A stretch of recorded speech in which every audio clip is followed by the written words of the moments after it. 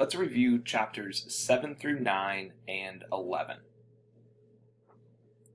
So question number 1 says Smith Company has a balance in its accounts receivable control account of $10,000 on January 1st. The subsidiary ledger contains 3 accounts. Bixler Company has a balance of $4,000. Kadire Company has a balance of $2,500. And Freeze Company. We don't know what the balance is on January 1st for Freeze Company. Then it says during January the following receivables related transactions occurred.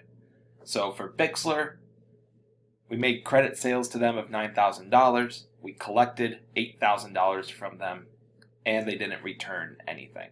Kadire and Freeze also had some credit sales and collections. So the first question here is, what is the January 1st balance in the Freeze Company subsidiary ledger? So we have some information over on the left right now. We're told that the control account has $10,000 in it. Bixler is $4,000 and Kadire is $2,500. We can use that information to find out what is in the Freeze Company subsidiary ledger. So your 3 subsidiary ledgers will equal your control account. So we plug in the numbers that we know. Bixler's $4,000, Kadire's $2,500, and our control account, the accounts receivable, is $10,000. So $6,500 plus Freeze or plus X equals $10,000. So Freeze equals $3,500. So at the start of the month, there was $3,500 in the Freeze Company subsidiary ledger. Now, what is the January 31st balance, so the end of the month, in the control account? Well, so we first take a look at what we started with in the control account. On January 1st, we had $10,000. During January, these transactions happened. So we had credit sales, we had collections, and we had returns. Since we're worried about the control account, let's find the total credit sales. That's $24,500 by just adding up your credit sales column. Your total collections, adding up the collections column, is $19,500, and total returns is $3,000. So we will use those total amounts to now figure out the end of month balance in the control account. Here's how we're going to do it. We're going to take our beginning balance. Then we're going to add in credit sales. And why do we add credit sales? Well, if we make a credit sale to a customer, our accounts receivable is increasing. So every time that we make a credit sale, that's going to increase the balance in the control account. Collections, that's you collecting money from your customer. So when Bixler or Kadire pay you back, that's going to decrease the amount in accounts receivable. And then returns. In this case, Kadire returned $3,000. That's going to be an amount that they don't owe you for anymore because they've returned those goods to you. So we start off with our beginning balance of $10,000. Add in the total credit sales of $24,500 minus your total collections minus your total returns, and that will give you your January 31st balance. So if you run through that calculation right now, you will get a January 31st balance of $12,000. So at the end of the month, our accounts receivable would have a balance of $12,000. Now, let's figure out the balances for each of the subsidiaries at the end of the month. So we'll start off with Bixler, and we're going to follow this same step-by-step process, right? Your beginning balance plus your credit sales minus collections minus returns. Well, we were told earlier that the beginning balance for Bixler was $4,000. Add in the credit sales of $9,000. Subtract out the collections and Bixler didn't have any returns, so -0 for the returns. So our January 31st balance is $5,000. So at the end of the month, Bixler owes you $5,000. Now Kadir, we're going to use this same equation again. The beginning balance for Kadir was $2,500. We add in the $7,000 in sales, subtract out the collections, and subtract out the returns, and we see that at the end of the month, Kadir owes you $4,000. Now freeze. We found the January 1st balance for Freeze Company. That was $3,500. We add in the credit sales that happened this month, subtract out the money that we collected from them, and they didn't make any returns either, so -0 for the returns. And we see that the January 31st balance is $3,000. So, we have all of the January 31st balances for each of our subsidiaries. Bixler owes $5,000, Kadir owes $4,000, and Freeze owes $3,000. If you add up your subsidiaries here, $5,000 plus $4,000 plus $3,000, you get $12,000. And where have we seen that $12,000 before? That's the balance in your accounts receivable control account. So, again, the sum of your subsidiaries equals your control account. Now, question number 2. We're going to be given a long list of transactions, and we need to indicate whether that transaction would normally be recorded in a sales journal, cash receipts journal, cash payments journal, a single column purchases journal, or the general journal. So before we discuss all of these transactions, let's first just go step by step through your special journals. So your sales journal, that's going to be your sales of merchandise on account. Your cash receipts journal, that's going to be any time that you receive cash. Cash payments journal, that's any time that you pay cash. Single column purchases journal is going to be purchases of merchandise on account. And then the general journal, that's going to be for adjusting, closing, and correcting entries. So the first question that you can always ask yourself when going through these special journals is cash involved? If cash is any way involved with that transaction, it's going to either be cash receipts or cash payments. And if not, then you can take a look at sales, purchases, or the general journal. So here's our list of transactions. We have the payment of creditors on account. Well, we are paying people back, so that's going to be a cash payments journal. Collection on account from customers. What are we collecting? We're collecting cash. So this is cash receipts journal. Sale of land for cash. Now, they throw the word sale in there, right? But this is not the sales journal because land is involved and cash is involved. So, since cash is involved, we can think, is it cash receipts or cash payments? Well, if you sold land, you will be getting money, so that goes into your cash receipts journal. Now, the sale of merchandise on account.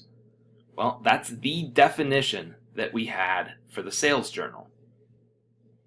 Sale of merchandise for cash. Here, there's that key word at the end there, right? Cash. Cash is involved. That's what takes it away from the sales journal. Instead, since we sold merchandise for cash, we record that in the cash receipts journal because we are receiving cash in that transaction. This next one's a little tricky. Sales discount taken on goods sold. That's your cash receipts journal. Now, why? Well, we think about back in chapter 5 when you learned about sales discounts. When did you take the sales discount off of a collection? Well, you recorded that sales discount when you got paid, when you got that money. So, this is part of the transaction involved with receiving cash, so we put it into the cash receipts journal. Payment of employee wages. How are we going to pay our employees? With cash. All right, so that's going to be the cash payments. Income summary closed to owner's capital. This is one of your closing entries, if you think way back to chapter 4. So, closing entries go into the general journal. Depreciation on a building.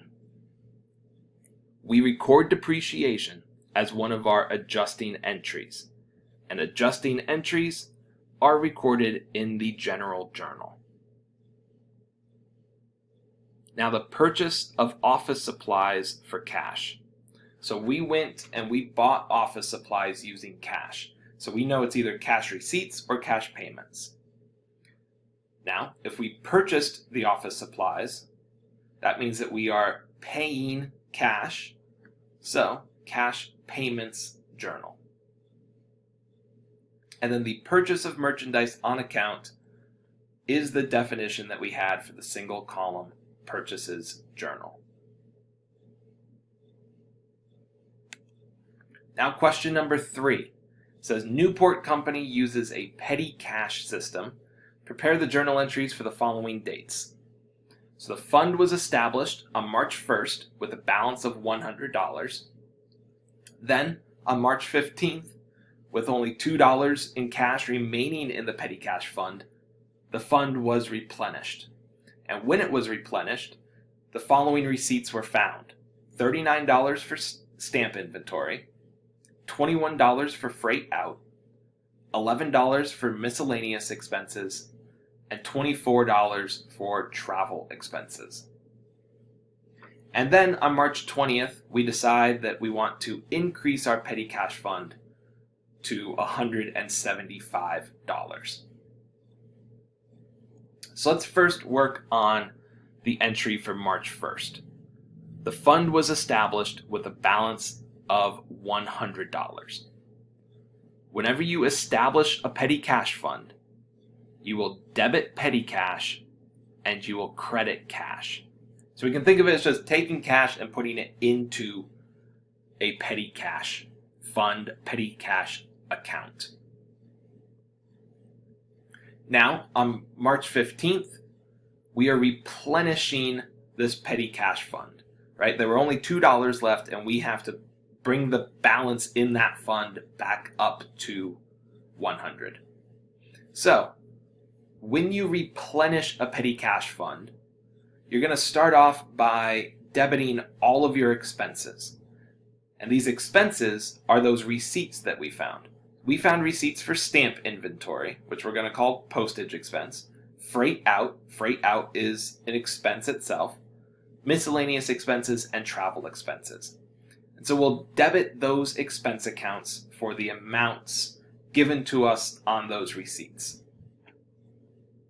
Then we want to credit cash because we are replenishing this fund. So we're taking our cash and putting it into the petty cash fund. And how much do we want to credit cash for? Well, we figure that out by taking what was left in the petty cash fund and the balance that the petty cash fund is supposed to have. So the fund is supposed to have $100. There was $2 left when we replenished. So we have to put another $98 back into the petty cash fund. Now, in a perfect world, our debits and credits will equal. However, in this case, if you add up your 4 debits, you're going to get 95. So what happened here? Well, according to our receipts, we should have only used up $95. But we used $98. So there's this $3 difference. And so we will debit $3 to the account cash over and short. So if you're short, you're going to debit that account. And if you were over, you would credit that account. So $3 disappeared somehow. It might have been fraud, but most people don't commit fraud and only take $3. So more likely scenarios just got misplaced, right? People didn't put all of the change back after they went out and bought stamps, or after they went and paid for shipping costs with freight out, right? So just throughout the first 15 days of the month, we lost track of $3. So that's what this cash over and short is showing here. Now, on March 20th, the amount in the fund was increased to $175. So the framework of this entry is going to look similar to what you had back on March 1st. So we will debit petty cash for $75 and credit cash for $75. And where do we get that $75 from? Well, initially, petty cash had a balance of $100. We want to bring that balance up to $175. So we need to debit our petty cash an additional $75.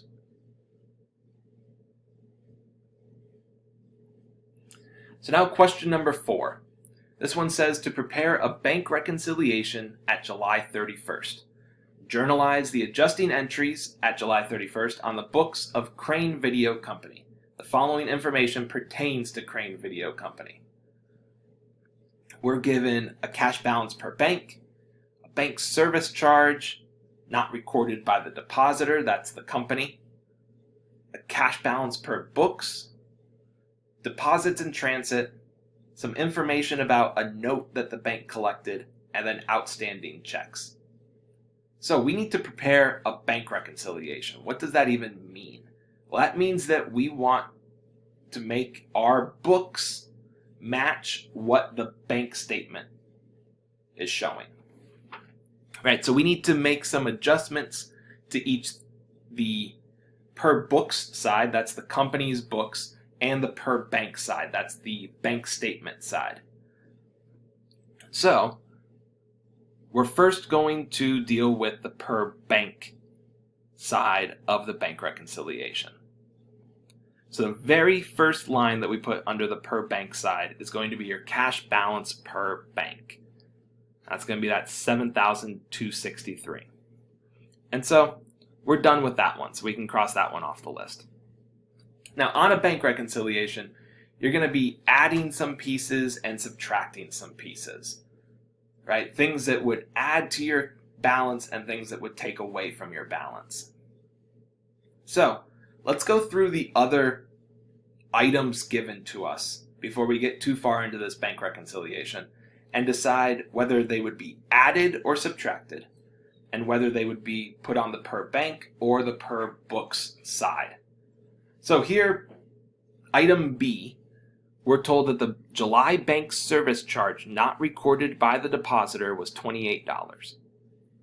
So a bank service charge, that's going to take money away from you, right? So that's definitely going to go under the less section. But is it per bank or per books? So here's how we decide that. We put these items, these adjustments, on the side that does not know about them.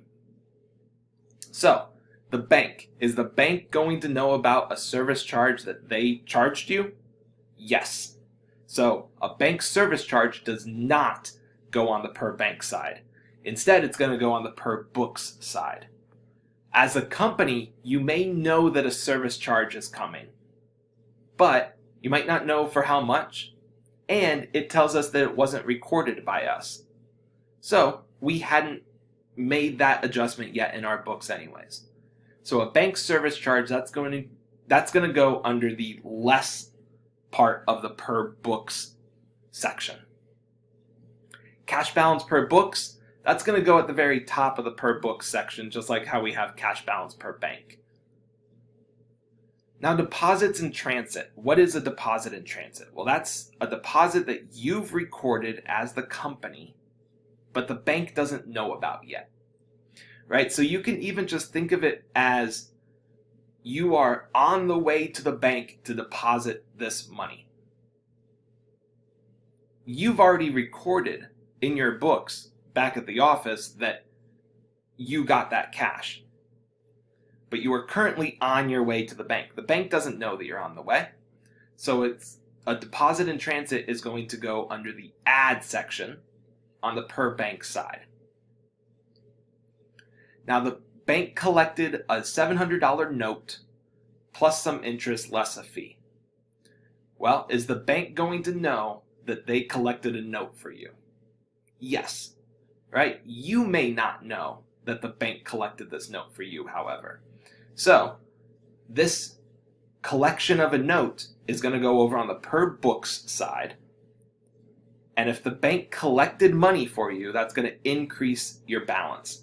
So that would go under the add portion of the per books side. Now, an outstanding check. What's an outstanding check? Well, that's going to be any time that you write a check and the person that you wrote it to hasn't taken it to the bank yet. Right? So let's say you write SCC a check for $591.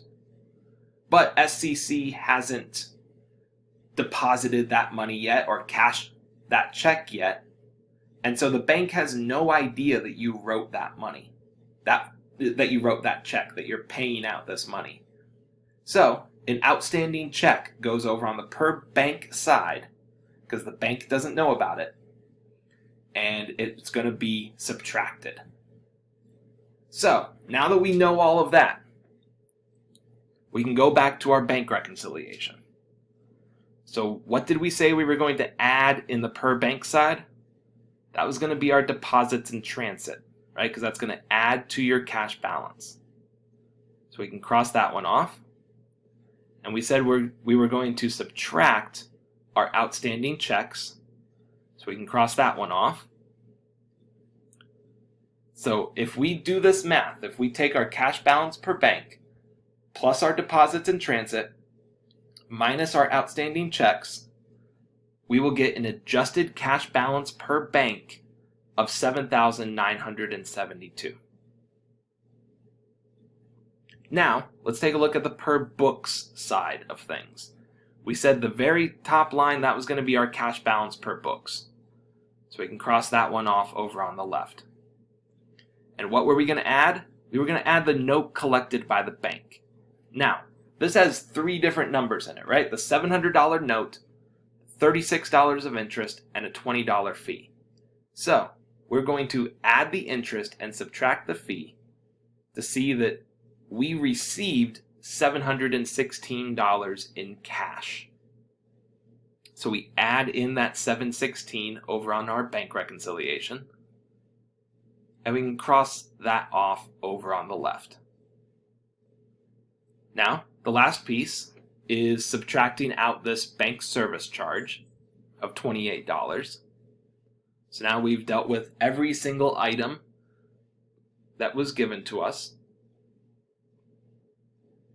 And now we can find our adjusted cash balance per books by taking our cash balance per books, adding in the collection of the note, the $716, subtracting out the $28 bank service charge, and we get an adjusted cash balance per books of $7,972. Now, where have we seen that number before? Well, that was also our adjusted cash balance per bank. And that's not a coincidence. So the reason why we did all of this work was to make our adjusted cash balance per bank equal our adjusted cash balance per books. And we did that. They both equaled $7,972. So now we need to work on these journal entries. So any adjustments to the per books side have to be recorded in journal entry form. So this first one was the bank collecting a note. So we're going to credit notes receivable, right? Because if the bank collected a note for us, we don't have that notes receivable anymore. And they said plus interest. Well, that's going to be interest revenue. So we'll credit interest revenue as well. And then we debit miscellaneous expense for this fee. Anytime that there's a bank fee or a bank charge, that's going to be a miscellaneous expense. So we'll debit miscellaneous expense. And then what's our other debit going to be? Cash. So your bank reconciliation entries are going to involve cash. Now, let's talk about our numbers here. Notes receivable, that was $700. That's the face value of the note. Your interest, that was $36. Miscellaneous expense, that's the $20 fee. And your cash is $716. So the amount that cash will be affected in these journal entries is the amount that was affected to your bank reconciliation that you prepared.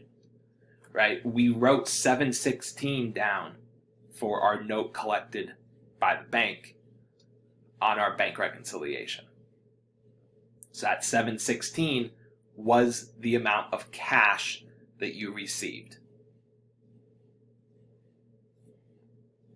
Now, our other adjustment that we made was for this bank service charge. Well, this is another one of those bank fees, right? So we'll debit miscellaneous expense and we'll credit cash. For how much? $28.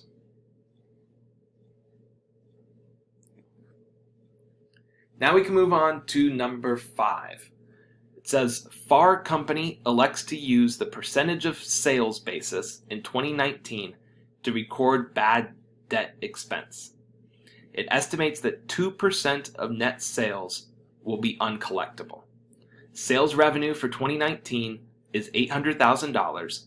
Sales returns and allowances are $40,000. And allowance for doubtful accounts has a credit balance of $9,000. We need to prepare the adjusting entry to record bad debt expense in 2019. So, this is to record what we don't think we'll be able to collect, right?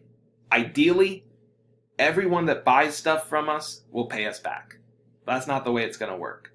So we're estimating that 2% of our net sales, we're just never going to see that money. That's going to be uncollectible, right? So we have to record that, so in that way we aren't shocked when we don't actually get this money.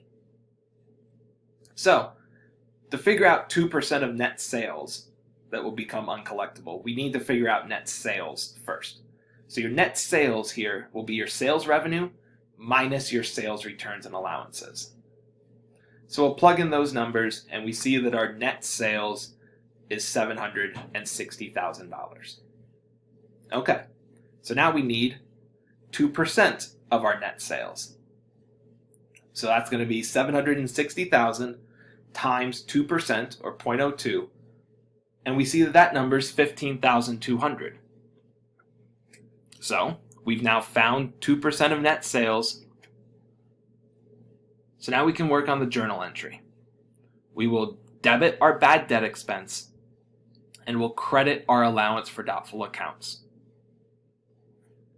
Now, that framework of an entry we use for both percentage of sales, like we are here, and percentage of receivables that we'll do an example with later on in this review.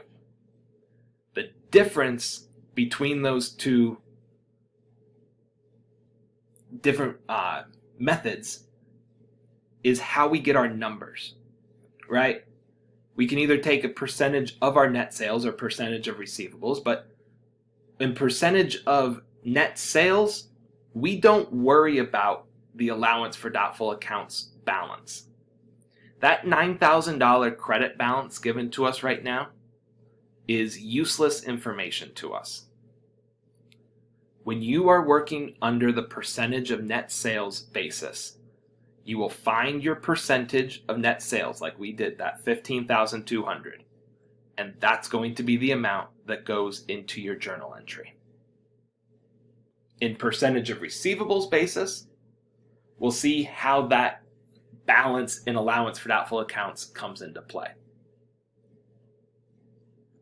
So here in question 6, Kingston Company uses the percentage of receivables basis to record bad debt expense.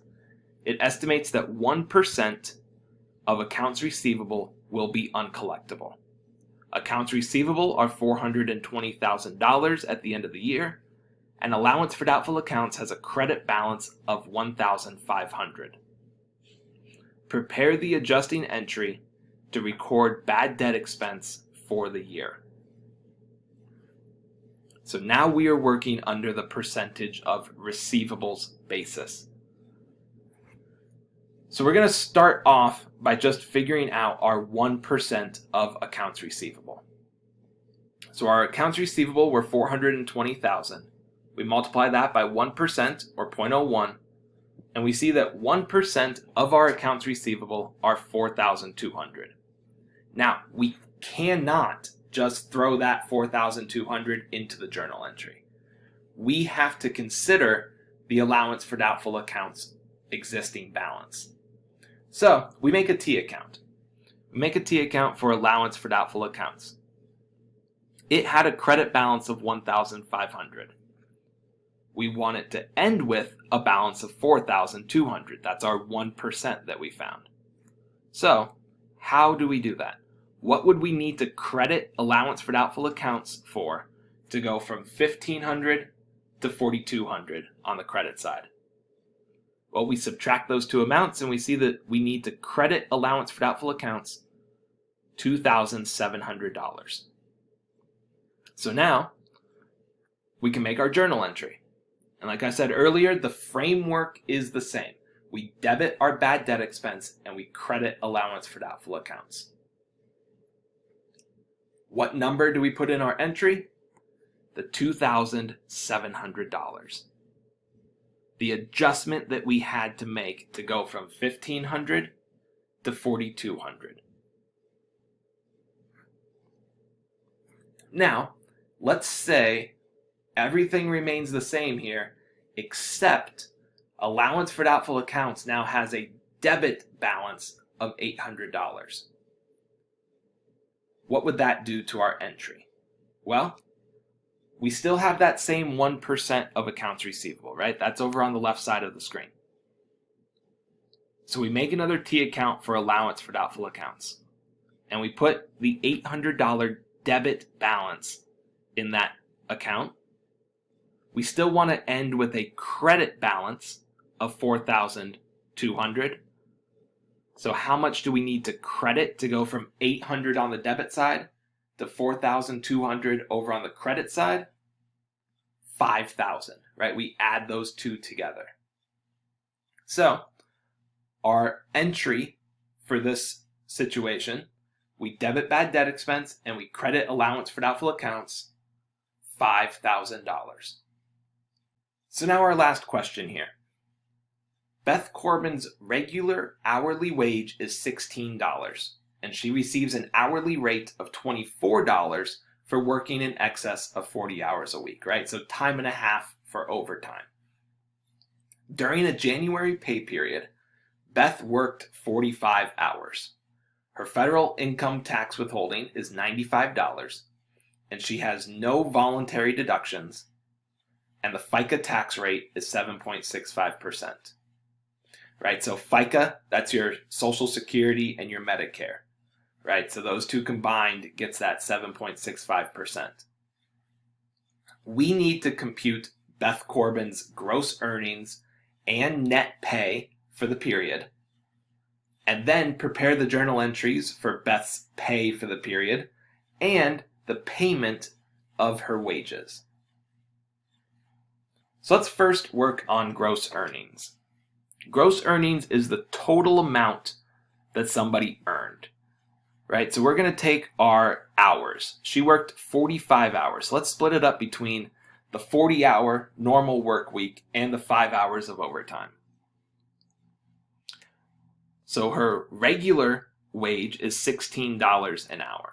So those first 40 hours, she earned $16 an hour.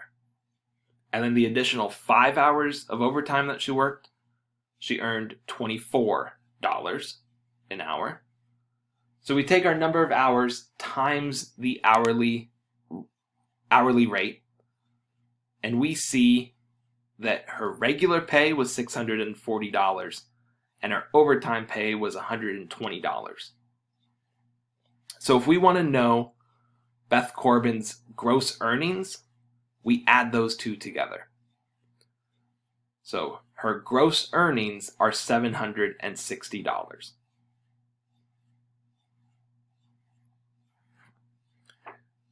Now, we need to figure out her net pay also. So her net pay will be her gross earnings that we just found minus deductions. So deductions are, in this case, our federal income tax and our FICA tax, right? Things that get taken out of your paycheck. So federal income tax, we were told that's $95. So we can write that one down. FICA, this one takes a little bit of work, right? We're told that the FICA tax rate is 7.65%. So we need to take our gross earnings that we calculated and multiply that by 7.65%, which is the same as 0.0765, and our FICA tax will be $58.14. So we can add that up to our deductions section over on the right. So our total deductions will be $95 for the federal income tax, plus the FICA tax withholding. So $153.14 will be deducted out of Beth Corbin's paycheck. So her net pay, or the amount that's actually on the paycheck itself, is your gross earnings minus your deductions. So that comes out as $606.86. Now we have our journal entries, right? We need to prepare the journal entries for her pay for the period and then the payment of the wages. So to record the pay for the period, we're going to debit our salaries and wages expense, credit our federal income tax payable, our FICA tax payable, and our salaries and wages payable. Now, we know our federal income tax and our FICA tax amount, right? We calculated that. But now we need to think about, okay, what goes under salaries and wages payable and what goes under salaries and wages expense? Well, one way that you can think of this is salaries and wages payable will be net pay, right? Pay payable. So we can put that net pay of $606.86 into our salaries and wages payable. Salaries and wages expense, that's your gross earnings. So earnings and expense both start with E. So we put our gross earnings into our salaries and wages expense. Now the payment of the wages. Well, this is when you actually write Beth Corbin's paycheck, right? So we'll debit our salaries and wages payable and we'll credit cash. For how much? The $606.86, because that's the amount of money that you are actually paying to Beth Corbin.